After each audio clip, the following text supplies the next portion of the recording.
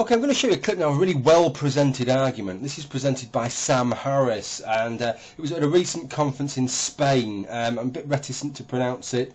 La Ciudad de las Ideas, or something. I've probably massacred that. But this was a conference. It's available on YouTube. That's 2.5 hours. There's a whole manner of speakers, all interestingly presented by a guy. He presents each speaker in Spanish, but each speaker speaks English. Well, if you don't speak English, so you need the introduction in Spanish, then you aren't going to understand the speaker, are you? I kind of lost that, why I didn't just present them in English, given that they were speaking in English. Anyway, there's Dan Dennett there, there's Chris Hitchens there, there's Dinesh D'Souza there, Shmuley Boteach there, a guy called Robert Wright, who is a kind of deist who doesn't really seem to know what he believes. In fact, every time he walks up to the lectern, he looks like he doesn't really know where he is or who he is. Quite interesting. 2.5 hours long. This, for me, was the highlight of it. It's an argument by Sam Harris. Well, see what you think. Christianity, it is a textual claim about the veracity of the Bible. Consider what this amounts to. Bible scholars agree that the first Gospels were written decades after the life of Jesus. Decades. And, of course, we don't have the original manuscripts. We have copies of copies of copies of ancient Greek manuscripts which have thousands, literally thousands of discrepancies between them, many of which show signs of later interpolation, which is to say that people added passages that then became part of the canon. There are whole books of the canon, like the Book of Revelation, which for hundreds of years were not included because they were deemed false gospel.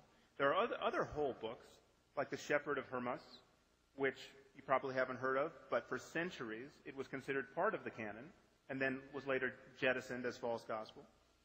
Generations of Christians lived and died being guided by gospel that is now deemed both incomplete and mistaken.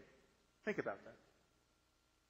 So this process, this all-too-human process of cobbling together the supposed authoritative Word of God, is a very precarious basis to assert the claims of Christianity. But the truth is, even if we had multiple contemporaneous claims of the miracles of Jesus, this would not be good enough. Because miracle stories abound even in the 21st century. The devotees of the South Indian guru Satya Sai Baba ascribe all of the miracles of Jesus to him. He reads minds, he foretells the future, he raises the dead, he was born of a virgin. Okay, Satya Sai Baba is not a fringe figure. You might not have heard of him, but they had a birthday party for him a few years ago, and 1 million people showed up. There are vast numbers of people who think he's a living God. Okay, so Christianity is predicated on the claim that miracle stories, exactly of the kind that today surround a person like Satya Sai Baba, become especially credible when you place them in the pre-scientific religious context of the first century Roman Empire, decades after their supposed occurrence, as attested to by copies of copies of copies of ancient Greek and largely discrepant manuscripts. We have Satya Sai Baba's miracle stories attested to by thousands upon thousands of living eyewitnesses, and they don't even merit an hour on cable television.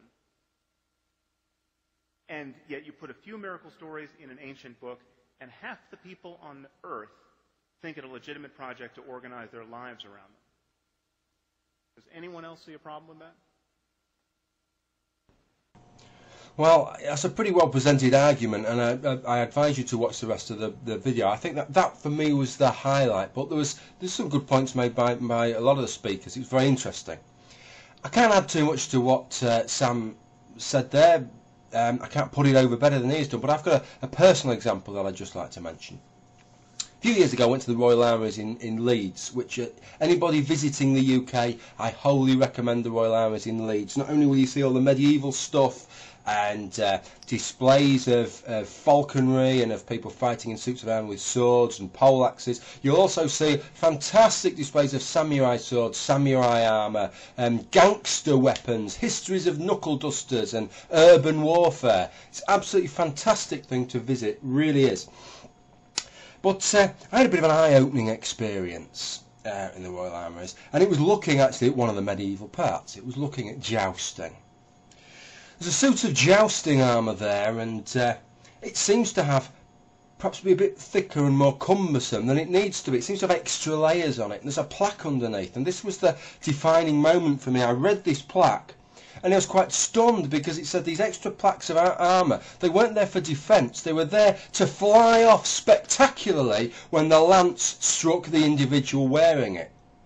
See, bullshit isn't a modern phenomenon. Yes, we have bullshit in boxing, we have even more bullshit in wrestling, but it's not a modern phenomenon. Even 500 years ago, when people were jousting, there was still bullshit there for the crowds. People were still embellishing things. People were still bigging things up 500 years ago. How naive, how innocent of me to think that they weren't. How naive, how innocent of people to think that 2,000 years ago that people didn't bullshit, to accept what they say, as Sam Harris says, to accept what they say at face value, but not accept what somebody says today at face value. I'll put a link up to the Armoury in the sidebar. I don't know which way it is. In the sidebar. Also one to Richard Dawkins' site and one to the video. Okay, thank you for watching. I hope you've enjoyed it.